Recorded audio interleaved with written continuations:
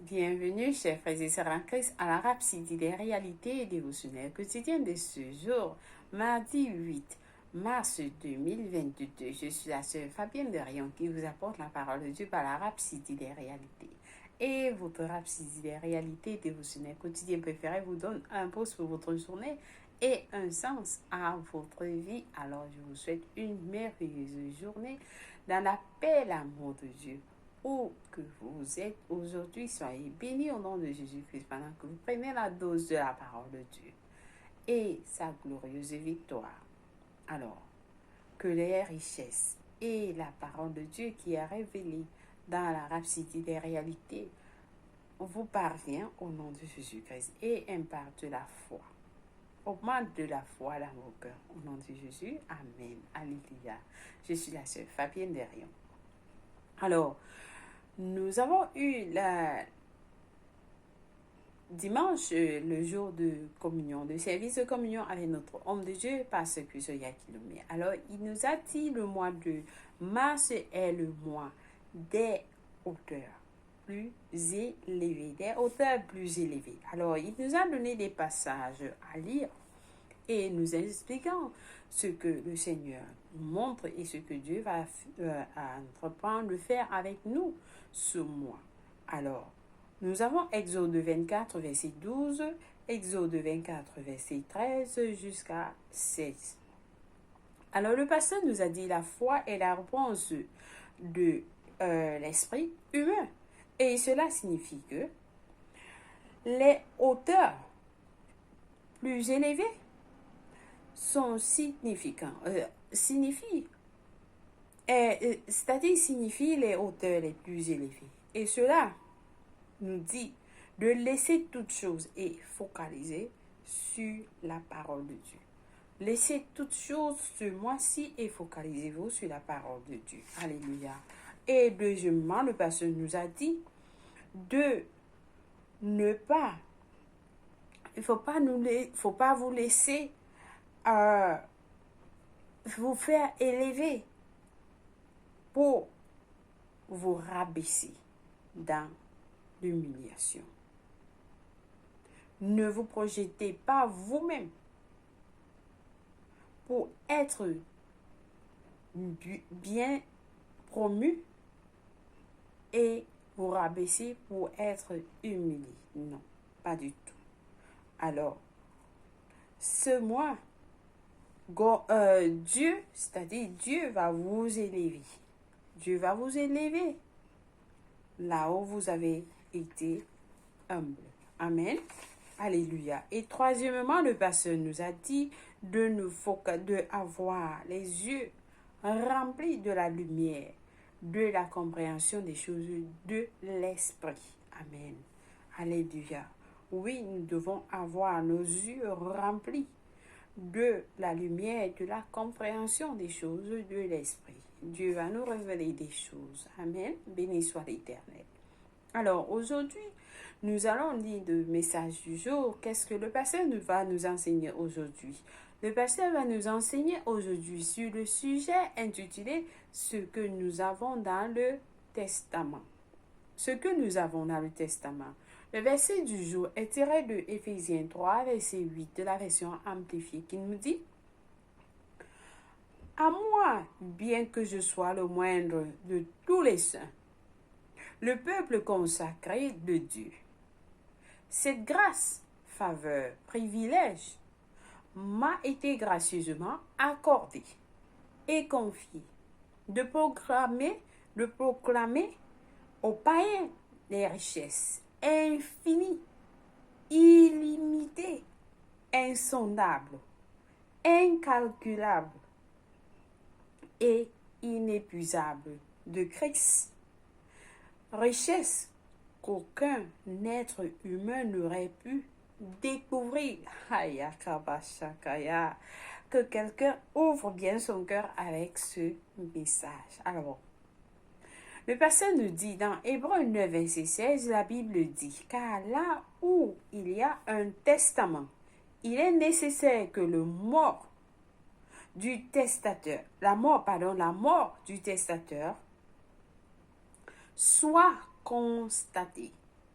Je reprends.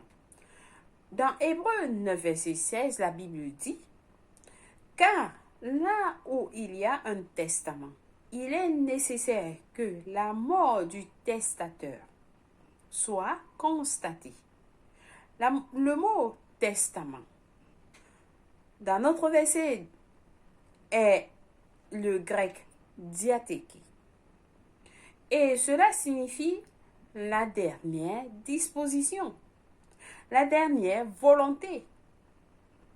Le 17e verset dit, « Un testament, en effet, n'est valable. Un testament, en effet, n'est valable qu'en cas de mort, puisqu'il n'y a aucune force tant que le testateur vit. » Amen. Alléluia. Le testament n'est valable qu'en cas de mort, puisqu'il n'a aucune force tant que le testateur vit. Amen. Il dit qu'aussi longtemps que la personne qui a écrit le testament est vivante, c'est-à-dire la personne qui a écrit le testament est vivante, le testament n'a pas de pouvoir. Il ne pourra pas entrer en vigueur. Mais une fois qu'elle est morte, c'est-à-dire la personne qui a écrit le testament est morte, la volonté prend effet. La volonté prend effet lorsque la personne est morte. Ceci nous renvoie à Jésus, le médiateur du Nouveau Testament, la nouvelle volonté. Alors, la question est, qu'est-ce qui est dans le testament que Jésus nous a laissé? Le pasteur nous pose la question. Qu'est-ce qui est dans le testament que Jésus nous a laissé? Qu'est-ce qu'il nous a assigné? Qu'est-ce qu'il nous a donné? Qu'est-ce que Jésus nous a laissé? Qu'est-ce qu'il nous a assigné? Qu'est-ce qu'il nous a donné? Alors le pasteur nous dit, il nous a donné tout ce qui lui appartenait. Tout! Il nous a tout donné, y compris sa vie. Si un homme écrit dans son testament et dit, je t'ai légué tout ce que j'ai, Kavashakaya, je t'ai légué tout ce que j'ai, il serait sage de chercher à savoir ce qu'il possédait. Il serait important, il serait sage de chercher et savoir ce qu'il possédait. Oui, dans notre verset d'ouverture, Paul l'apôtre par la révélation de l'Esprit donne une description de ce qu'il a été envoyé prêcher au sujet de la dernière disposition, qui est la description de la richesse de Jésus qu'il nous a légué. Ce que nous avons dans le testament, alors, il les a appelés.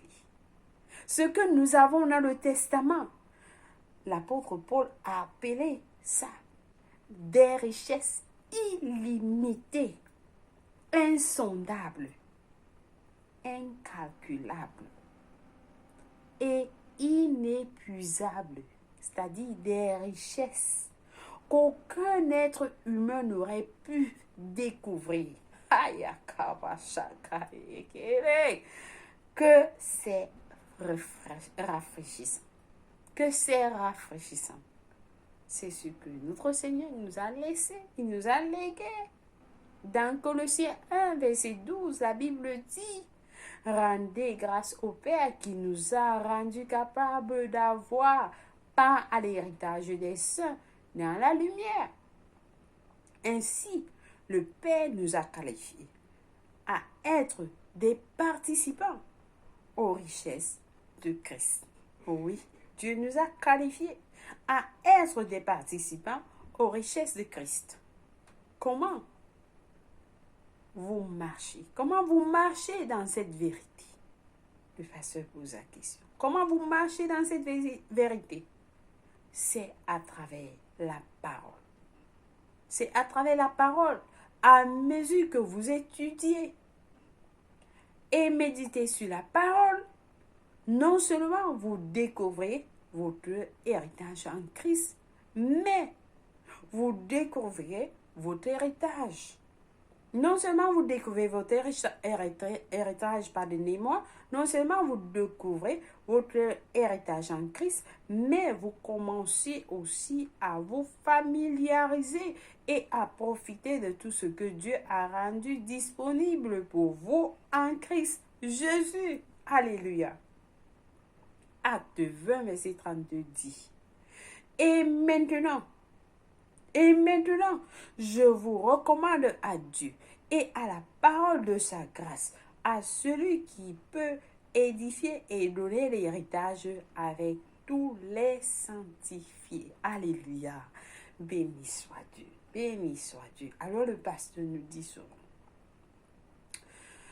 je suis riche et je cherche à connaître ce qui m'a été donné.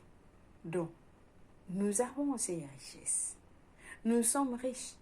Mais vous n'êtes pas pauvre. Non. Vous êtes un riche qui est en train de chercher ce qui lui appartient. C'est ça l'héritage des chrétiens. Nous cherchons ce qui nous appartient jusqu'à ce que vous découvrez. Et vous commencez à marcher aussi. Vous commencez à vous familiariser et à profiter de tout ce que Dieu a rendu disponible pour vous en Christ Jésus. Alléluia. Alléluia. Alors j'espère que quelqu'un a été béni en ce jour. Oui, très rafraîchissant, comme le pasteur a dit. Très, très rafraîchissant de connaître ce que le Seigneur nous a dit. Amen. Alléluia. Nous avons des études approfondies aujourd'hui dans 2 Pierre 1, verset 3. Qu'est-ce que 2 Pierre 1, verset 3 nous dit? Nous allons voir et lire cela ensemble. Lorsque nous allons y arriver, il dit, comme sa divine puissance nous a donné tout ce qui contribue à la vie et à la piété, au moyen de la connaissance de celui qui nous a appelés par sa propre gloire et par sa vertu. Béni soit l'Éternel. Alléluia. Alors, notre deuxième passage du jour est tiré de 1 Corinthiens 3, verset 21 à 22, qui nous dit que personne donc ne mette sa gloire dans des hommes. Que personne donc ne mette sa gloire dans des hommes.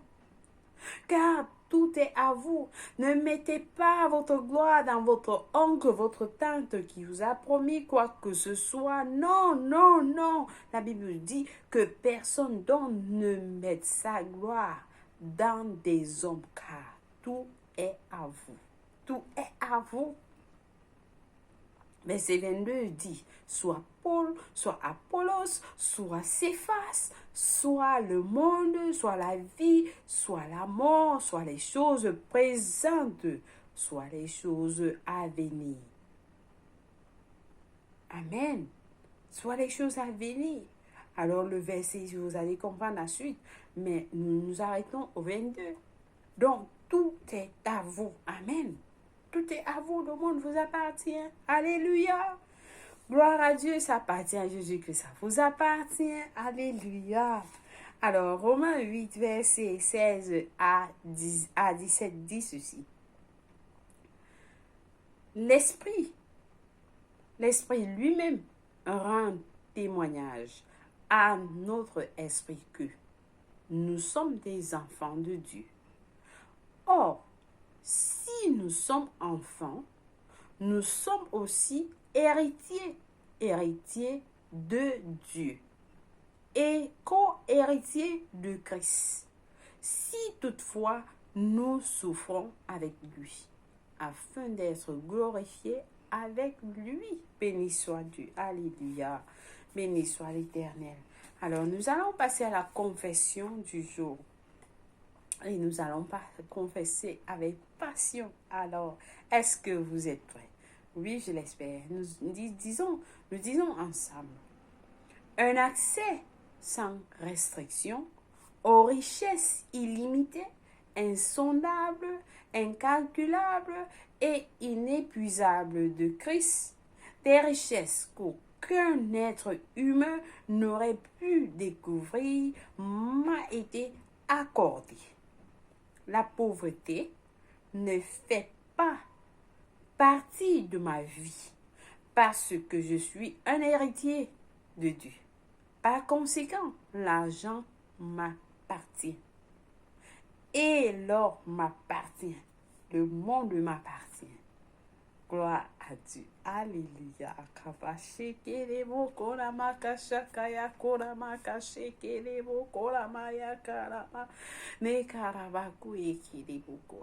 Oui, le monde m'appartient. L'argent m'appartient. L'or m'appartient. Tout le monde m'appartient. Alléluia. Tout dans le monde m'appartient. Alléluia. Ça appartient à Jésus-Christ, ça m'appartient. Alléluia. Gloire à Dieu.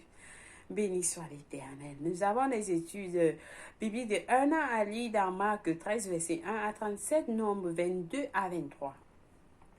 Acte 25, verset 13 à 27, Psaume 65 à 66 pour la lecture biblique de 200. Amen. Alors, si vous n'êtes pas né de nouveau, c'est l'opportunité pour vous de recevoir Jésus-Christ comme le Seigneur de votre vie. Oui, pour recevoir cet héritage que Jésus-Christ nous a donné, vous devez donner votre vie à Christ premièrement, afin de connaître, de recevoir, de faire partie, de participer à cet héritage. Amen. Loué soit Dieu. Alors, je vous encourage à prier cette prière de tout cœur en disant: ô Seigneur Dieu, je crois de tout mon cœur en Jésus-Christ, le Fils du Dieu vivant. Je crois qu'il est mort pour moi à la croix et Dieu l'a ressuscité des morts. Je crois qu'il est en vie. Aujourd'hui, je confesse avec ma bouche que Jésus-Christ est le Seigneur de ma vie à partir d'aujourd'hui. Par lui et par son nom, j'ai la vie éternelle. Je suis né de nouveau. Je suis désormais un enfant de Dieu. Merci Seigneur Jésus pour ton précieux Saint-Esprit. Je le reçois maintenant dans mon cœur afin de m'aider à vivre une vie chrétienne efficace. Je peux parler en langue de l'Esprit, poser mes mains aux malades pour qu'ils guérissent. Je suis la justice de Dieu en Jésus-Christ. Alléluia. Merci Seigneur Jésus. Alors, si vous avez prié cette prière, je vous rassure, vous êtes bénis au nom de Jésus-Christ. Alors, laissez-nous savoir que vous avez prié cette prière au www.rapsidileréalité.org. Et nous allons vous envoyer un livre intitulé « Maintenant que vous êtes né de nouveau ». Amen. Béni soit Dieu. Si c'est votre anniversaire, nous vous souhaitons un joyeux anniversaire aujourd'hui. Amen. Et n'oubliez pas de vous enregistrer pour les 3 jours de guérison avec notre homme de Dieu au www.healingstream.tv/zone/CE-Tadley. Amen. Béni soit Dieu. Et nous avons le témoignage aujourd'hui dans la Rhapsodie des réalités que nous allons partager avec vous avant de vous dire au revoir. Alors, ce témoignage est de quelqu'un en Angleterre qui a été guéri d'une maladie chronique. Il dit: un ami à moi a été diagnostiqué d'une maladie chronique dès son jeune âge. La vie est devenue difficile pour elle. Comme ça a pris du temps. Et elle ne pouvait pas faire des choses d'elle-même qu'elle faisait avant. Un jour, je lui ai donné la copie de l'ange messager et l'encouragé d'étudier chaque jour. Chaque jour, elle prenait les prières et les confessions à haute voix, croyant qu'elle est guérie. Juste quelque temps après, les symptômes ont disparu et elle a été complètement guérie. Gloire à Dieu. Alléluia. Oui, c'est la Rhapsodie des réalités. plein de témoignages. Alors, chaque jour, nous allons essayer, ou alors de temps à autre, nous allons essayer de vous partager ces témoignages. Et ces témoignages, vous allez recevoir aussi. Amen. Béni soit Dieu, que ça augmente votre foi. Vous prépare pour les 3 jours de guérison aussi. Alléluia. Donc, merci une fois de plus d'avoir suivi la Rhapsodie des réalités dévotionnelles quotidiennes de ce jour. Je vous aime et Jésus vous aime plus. Au revoir.